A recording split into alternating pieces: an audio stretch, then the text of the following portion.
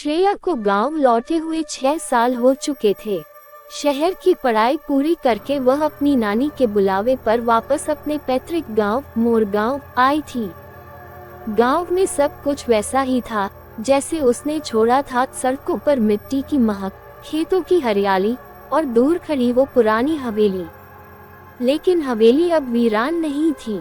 लोगों का कहना था कि पिछले 2 महीने से वहां रात को लाइटें जलती हैं, कोई लड़की गाना गाती है और कभी कभी सिसकियों की आवाजें भी आती हैं।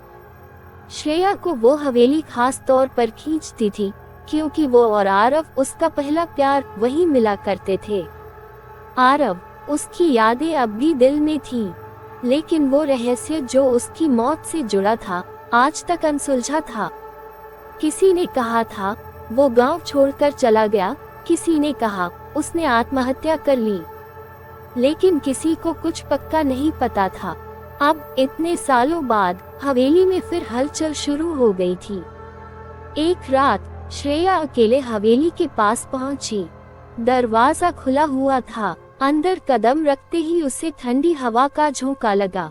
दीवारों पर धूल जमी थी, लेकिन बीच हॉल में एक मोमबत्ती जल रही थी। कौन है? उसने कांपती आवाज में पूछा। श्रेया, एक धीमी सी आवाज गूंजी। उसका दिल कांप गया। ये आवाज आरव की थी। वो पलटी और सामने आरव खड़ा था, वैसा ही जैसे पहले था, पर उसका चेहरा थोड़ा पीला, आंखें गहरी और मुस्कान अजीब। आरव, उसने कांपते हुए पूछा। मैं लौट आया हूँ, सिर्फ तुम्हारे लिए। श्रेया की आंखों से आंसू बह निकले। उसने उसे गले लगाना चाहा, लेकिन जैसे ही उसने हाथ बढ़ाया, आरव गायब हो गया। पूरा हॉल फिर से अंधेरे में डूब गया। अगली सुबह श्रेया ने गांव के पंडित जी से बात की। पंडित जी ने गंभीर स्वर में कहा, बेटी, उस हवेली में अब इंसान नहीं रहते। आरव की आत्मा वही भटकती है।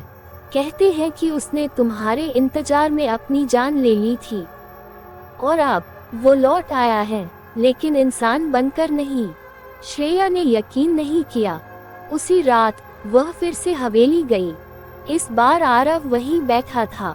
इस बार उसने बात भी की, हंसी भी, सब कुछ वैसा ही था जैसे पहले। लेकिन एक बात अजीब थी, वह आईने में नहीं दिखता था। श्रेया ने जब उसे आईने के सामने खड़ा किया तो कुछ भी नहीं दिखा। आरव ने मुस्कुराते हुए कहा, तुम्हें फर्क नहीं पड़ता ना, अगर मैं इंसान ना रहा तो। श्रेया चुप रही, पर अब उसे डर लगने लगा था। क्या ये वही आरव है या कोई और जो उसका रूप लेकर आया है? तीसरी रात हवेली में एक कमरा खुला जिसे हमेशा बंद रखा जाता था। श्रेया ने देखा, कमरे के अंदर दीवार पर एक पेंटिंग टंगी थी। उसमें आरव और श्रेया दोनों थे, पर आरव की आंखें लाल थीं और उसके हाथों में एक मरी हुई लड़की का सिर था।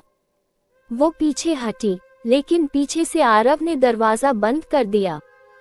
तुम जानती हो ना मैं क्यों मरा? उसने पूछा। तुमने कहा था तुम लौटोगे, श्रेया ने कांपते हुए कहा। मैं लौटा, पर मुझे जिंदा लौटने की इजाजत नहीं थी।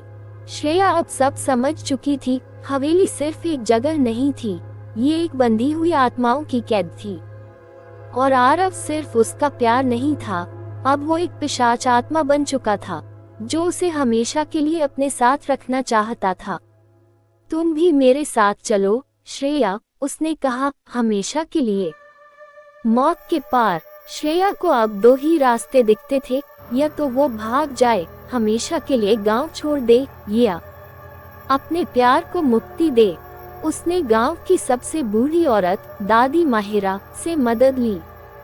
दादी ने कहा, अगर वो अब भी तुमसे प्यार करता है तो वो तुम्हें नुकसान नहीं पहुंचाएगा, और अगर पहुंचाए तो समझो वो सिर्फ एक छाया है, तुम्हारे प्यार की नहीं, तुम्हारे डर की। श्रेया ने अंतिम बार हवेली में प्रवेश किया। इस बार आरव पहले से ज्यादा कमजोर लग रहा था। मैं थक गया हूँ श्रेया, उसने कहा। मैं तुम्हें पाना चाहता हूँ, पर अगर इससे तुम्हें डर लगता है तो शायद मुझे जाना चाहिए। श्रेया ने उसके पास जाकर कहा, मैं भी तुमसे प्यार करती हूँ आरव। पर ये प्यार तुम्हारी आत्मा को मुक्त करेगा, मुझे कैद नहीं। उसने उसकी आंखों में देखा और कहा, जाओ, मुक्त हो जाओ। आरव मुस्कुराया, एक सच्ची मुस्कान। फिर वो धुएं में बदलकर हवा में उड़ गया। हवेली फिर से वीरान हो गई, लेकिन अब वहां कोई चीख नहीं आती थी, कोई साया नहीं दिखता था। बस एक हल्की सी खुशबू होती थी, गुलाब की, जो आरव के पसंदीदा फूल थे। श्रेया ने गांव में एक छोटा स्कूल खोला और उसी हवेली को पढ़ने की जगह बना दिया।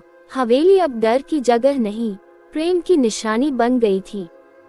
कभी कभी रात को जब हवेली में मोमबत्तियां जलती हैं, तो लगता है जैसे कोई वहां बैठा है, एक आत्मा जो अब आजाद है और जो अपने प्यार की वापसी के इंतजार में नहीं, उसकी याद में है।